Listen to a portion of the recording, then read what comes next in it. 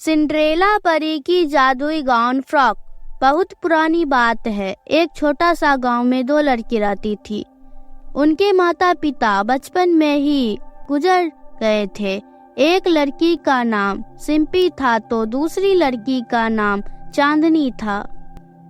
वह दोनों कोई नहीं, वह दोनों एक सगी बहन ही थी। सिंपी चांदनी से बड़ी थी और चांदनी सिंपी से छोटी थी। सिंपी घरों में जाकर काम किया करती थी, इसी से उनका कुछ गुजारा चल जाया करता था। चांदनी स्कूल तो जाती थी लेकिन वह स्कूल में अच्छे ढंग से पढ़ाई नहीं करती थी। एक दिन जब चांदनी स्कूल जा रही थी तब चांदनी बोली, दीदी स्कूल का फीस लग गया है, दे दीजिए, मैं उनको दे दूंगी। पर चांदनी तुमको तो पता ही है ना, अभी मेरे मालिक पैसा नहीं दिए हैं तो हम तुमको अभी कहाँ से दे पैसा। वैसे मेरे पास 300 रुपये है, तुम 300 दे दो, तब 200 रुपये बाद में दे देंगे। तब चांदनी बोली, नहीं दीदी आज ही दे दीजिए, आज ही हमको देना है। समझने की कोशिश करो चांदनी, इतना रुपए दे दो, उसके बाद में दे देंगे। ठीक है दीदी, तो दीजिए, मैं दे दूंगी। तब चांदनी सिंपी से रुपये लेते हैं और रुपये सर को देने के बजाय अपनी सहेली के साथ पार्टी करने लगती है।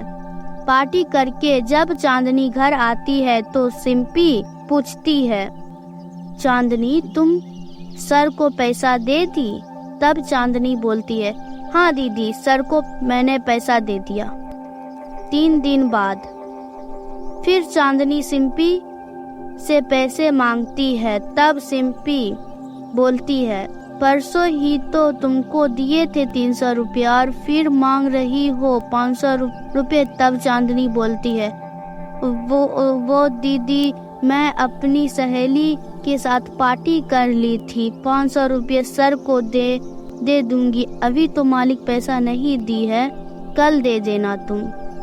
नहीं दीदी, आज ही दीजिए, हमको पैसा देना है। सिंपी जब चांदनी को पैसा नहीं देती है तो चांदनी कुछ खाती पीती नहीं है। ऐसे ही 2 दिन गुजर जाता है। उसके बाद 500 रुपये देती है सिंपी चांदनी को। सिंपी कहती है, आज पक्का दे देना, आज पार्टी नहीं करना। अब देखो मेरे पास पैसा भी नहीं है, अब पार्टी कर लोगी तो मैं कहाँ से तुमको पैसा दूंगी, आज दे देना ठीक है। तब चांदनी बोलती है, ठीक है आज दे दूंगी पक्का। तब चांदनी स्कूल के तरफ बढ़ती है और सिंपी अपनी सेठानी के यहाँ रास्ते में सिंपी को एक फ्रॉक दिखाई देता है। वह घर लेकर आती है। वह पहन कर देखती है तो बोलती है, काश यह 2 होता तो मैं और चांदनी भी पहन सकती थी। इनमें तो सिर्फ चांदनी ही पहनेगी, हम तो पहन नहीं सकते हैं। इतना कहते ही वह सूट 2 जुड़वा सूट में बदल गए। यह देखकर सिंपी बोलती है, लगता है ये जादुई फ्रॉक है, इससे जो भी मांगेंगे हमको मिल जाएगा।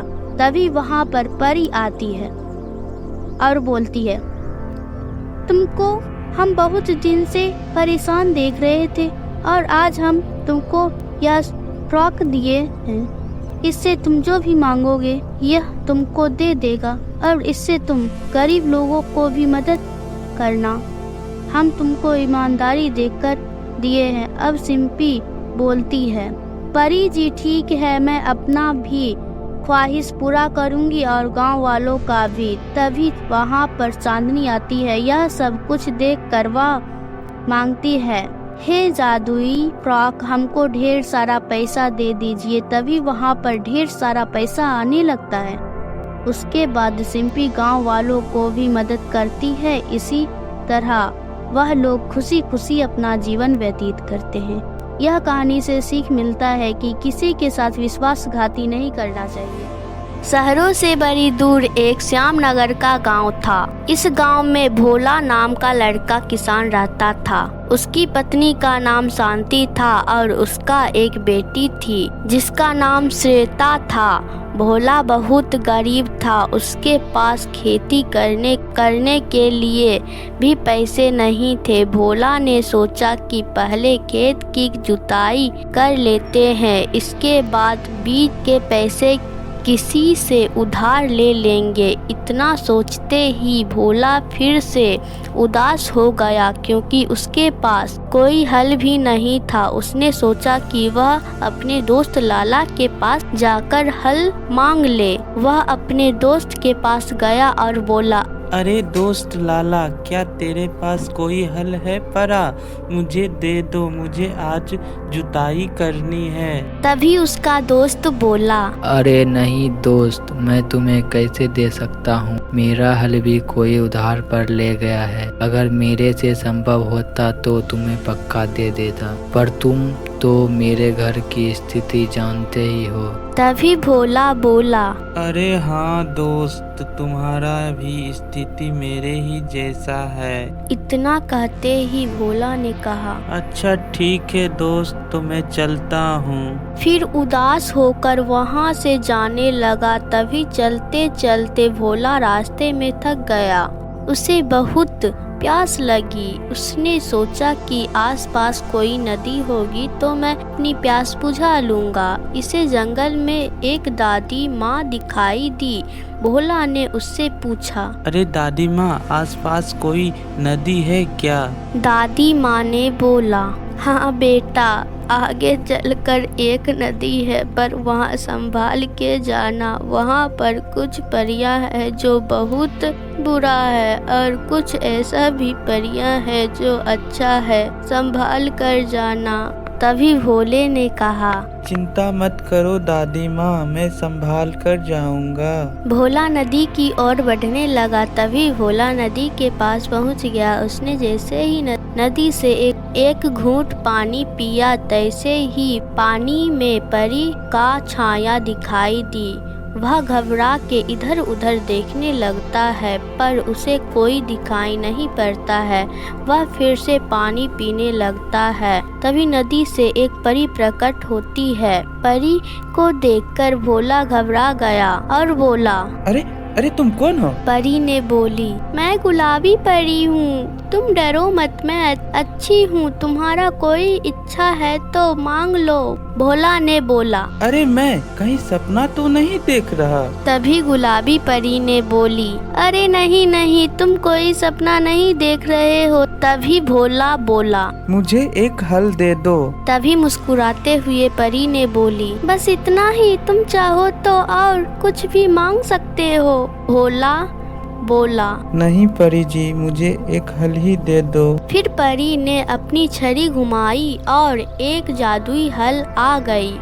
फिर परी ने पूछा, परंतु इस जादुई हल से तुम करोगे क्या? तो भोला ने बोला, मेरी घर की स्थिति ठीक नहीं है और मेरे पास कोई हल भी नहीं है जिससे मैं खेती बाड़ी कर सकूं। इसीलिए मैंने आपसे एक जादुई हल मांगा है। तो फिर परी ने बोली, जाओ, यह तुम्हारा खेती का काम अकेले ही कर देगा, तुम्हें कुछ करने की जरूरत नहीं है। एक बात और, तुम जब इस हल की जरूरत पड़ेगी तब तुम इसका नाम लोगे और यह जादुई हल तुम्हारे पास आ जाएगी।